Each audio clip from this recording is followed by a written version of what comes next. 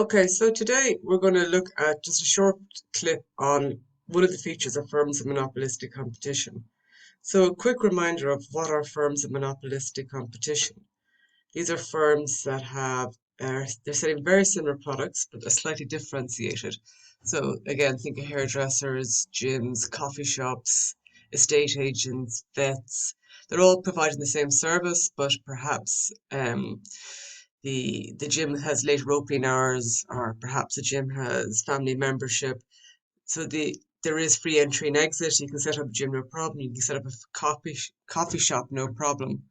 So all these firms, they're competitive because they're competing against each other, but they do display some figures or some features of the monopoly market structure because they actually have some sort of market power, and that market power derives from their branding, their advertising, their customer service. So they have the edge over other firms. So the burning question with monopolistic competition is it efficient? Okay, and one of the reasons, or one of the arguments to suggest that they're not efficient is looking at this concept called excess capacity, or the fact that these firms are screamingly inefficient because they the quantity produces is less than the efficient quantity at which average total cost is at a minimum. Now, I'm not going to read through all of these PowerPoints. But the reason I wanted to do this recording was I wanted you to draw the diagram with me so you can understand the idea. But if you think about Tommy Hilfiger jeans, for example, there are so many choices of jeans. There's boot cut, there's skinny leg, there's flares, there's on the hip, there's high waist, there's mom jeans, whatever.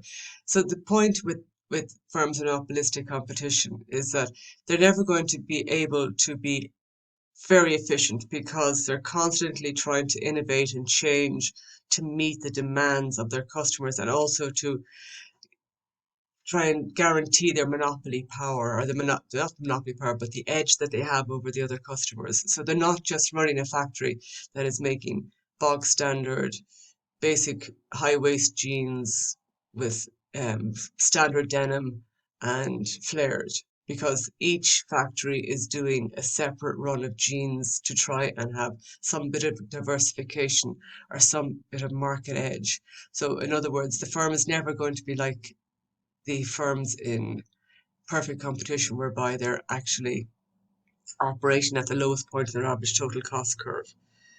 So the only way that not the only way, the best way for us all to understand this is to do the diagram.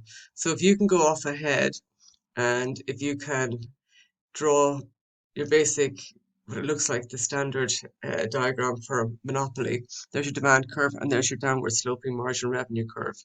Now, the next curve that we have to put in then is, we put it in blue. We need to put in our marginal cost curve, okay? And it's going to be downward sloping like that. There's our marginal cost curve, okay?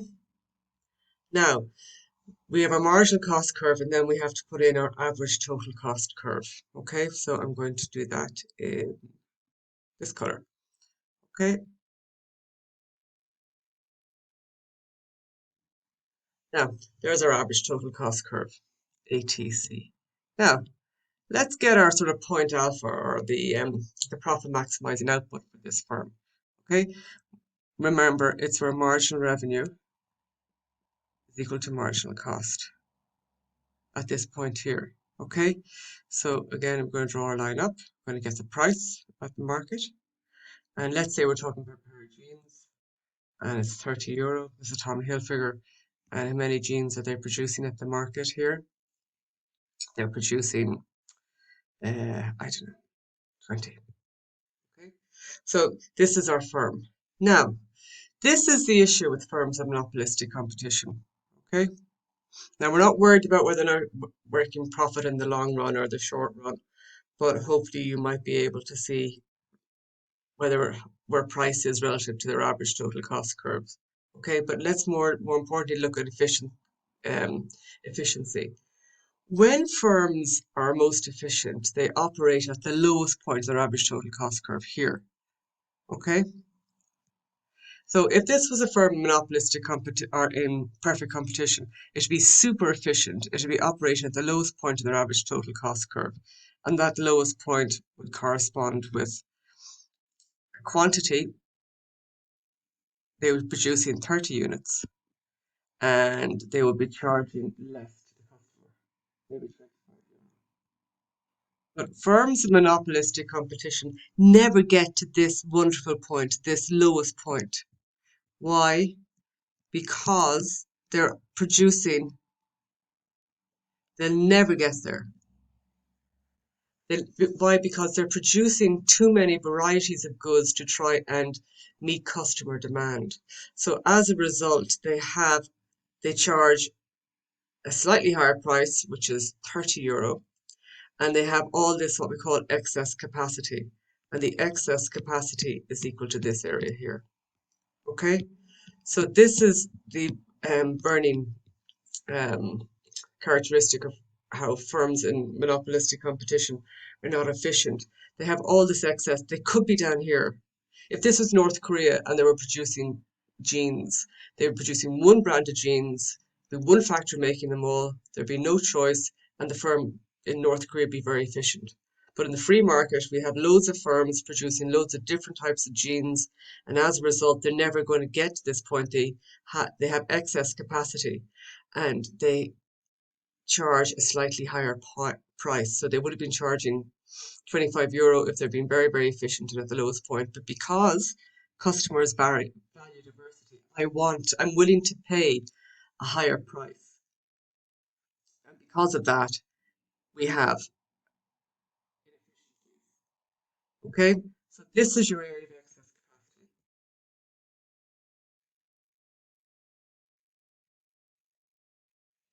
And then the other thing I was talking about is if this firm is uber efficient, it would be producing 30 units and charging 25 quid, but it's actually not. It's producing only 20 jeans and charging a slightly higher price.